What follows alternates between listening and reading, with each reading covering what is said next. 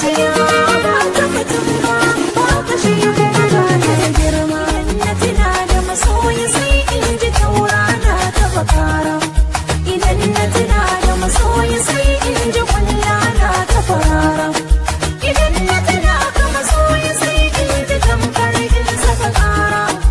Idan an ce in barka sai in ji mutuwa ba mu da tazara. Na yi kewa, na yi kewa, na yi kewar mai mana hira. Na yi kewa, na yi kewa, na yi kewar mai mana hira. Na yi kewar ɗan Amina, ɗan kyakkyawan masoyina. Ka yi nisa, ka yi nisa, ka yi nisa malamina. Ya a cewa ɗan ga zai kai inda rohin masoyina. Ya a nan zan ba shi labarai na birnin zuciyana. Labarin masoyiya, labarin masoyiya, labarin masoyiya, ban ji yadda aka yi kira kwana ba. Labarin masoyiya, ban ga wacce ta ka ita abuna ba.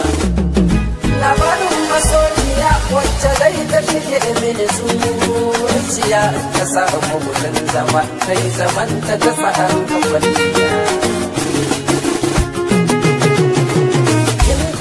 Hankalina kin sa ran jikina, ni duk dukiyata ke naiwa da shena. Mara abu da rayuwa wadda ke ta haɗa mini karuwa, mara abu da ƙarnuwa wanda shi na ta shaɗin haurawa, mara abu da faruwa wanda dai ta tsaye mini damuwa. Ka zaune da kwanciya sai in ganki ina mini dariya.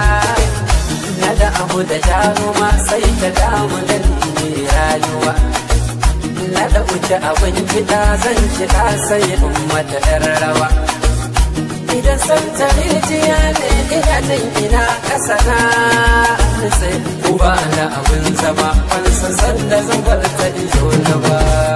Labarin masoyina, labarin masoyina, labarin masoyina, ban ji yadda aka yi ka kwana ba. Labarin masoyina, ban ga wanda ya kai shi a gona ba. Labarin masoyina, wanda dai ya shige mini zuciya. Ya samu gurin zama ya yi zamarsa ya tsari da kwalliya.